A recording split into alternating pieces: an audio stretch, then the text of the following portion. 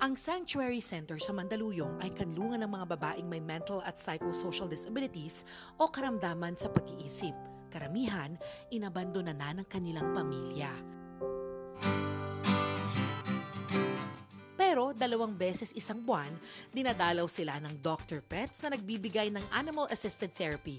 Sa ilalim ito ng Angel Pets program ng DSWD at PAWS of Philippine Animal Welfare Society. Si Maria, hindi niya tunay na pangalan, mayroong undifferentiated schizophrenia.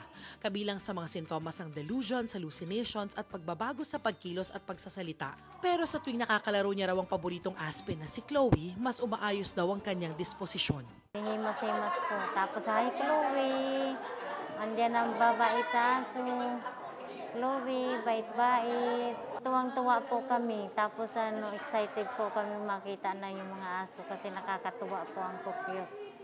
Mga mababait po. Mas gumagaan po ba yung Oo, magaan po sa pakiramdam. Wala raw structure itong therapy sessions ng Angel Pets. Basta pagdating dito ng Dr. Dogs, libre na yung mga pasyente na laruin sila, yakapin sila, at kausapin sila. 1997 pa raw may therapy dogs o Dr. Pets ang PAWS. Studies have shown na yung simple na pagpepet, it releases the happy hormones. Meron kaming mga non-verbal na children that have been diagnosed with autism. Tapos, yun, biglang nagsasalita sila, kinakausap nila yung dogs.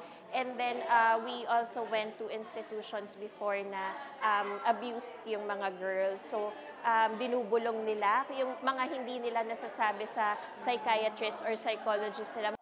May kani-kanyang fur moms and dads ang Dr. Pets na voluntaryong pinapahiram kanilang mga alaga. Kailangan kompleto sila sa bakuna, nakapon at pumasa sa temperament test. At the site na medyo mag-growl or maglabas ng teeth, so hindi na sila papasa. Hindi naman kailangan ng special training.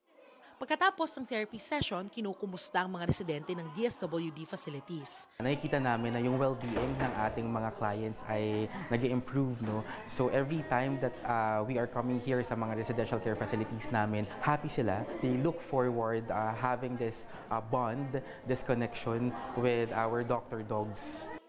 Sa ngayon, nasa pilot testing stage ang Angel Pets program sa 2 DSWD care facilities. Para sa GMA Integrated News, Darlene Kai, Nakatutok, 24 Oras.